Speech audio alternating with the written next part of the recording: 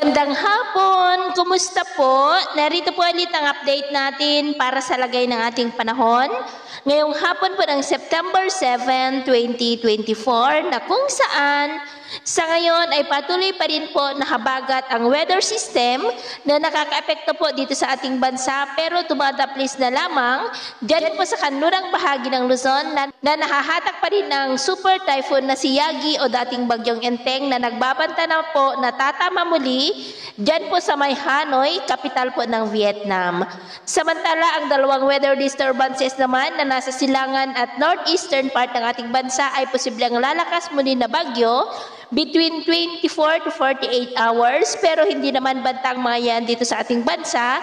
Maliban po sa mahahatak muli ng nasa silangan ang habagat po sa susunod na linggo. At ito naman ay pinapakita ng forecast model natin po ang ginagamit hanggang po sa susunod na 2 linggo na maliban nga po sa 2 LPA na nabuo ngayon, ay posible pa na may mga LPA na mabubuo sa silangan at kanurang bahagi ng ating bansa at ang development ng mayan ang patuloy lamang po natin nababantayan kung matutuloy po o hindi. At sa lagay ng ating panahon, ngayong hapon ay maayos pa rin ang panahon sa mas malaking bahagi ng ating bansa pero may tsansa pa rin ng maulap na kalangitan with isolated rain sa ilang bahagi ng Batanes, Babuyan Islands, Ilocos Region, Cordillera, ilang bahagi ng Cagayan Valley, Pangasinan, Aurora, Quezon, Laguna, ilang bahagi pa ng Oriental Mindoro, Panay Island, Negros, ilang bahagi ng Cebu, Bohol, Leyte, Samar Provinces, Masbate, Basilan, Zamboanga Peninsula, Northern Mindanao, Caraga, Davao Region at Sorsogon. At mamayang gabi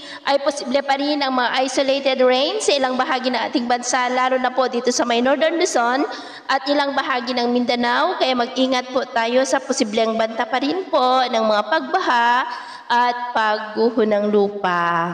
At sa atin naman pong mga baybayin, dahil pa rin po sa habagat na nandyan pa rin sa kanlurang baybayin ng ating bansa, ay iwasan na muna natin ang papalaot dyan po sa kanlurang baybayin ng Luzon dahil ang mga alon dyan ay posible pa rin na aabot hanggang po sa 3 to 4 meters height. So ito po ang latest update natin sa araw na ito.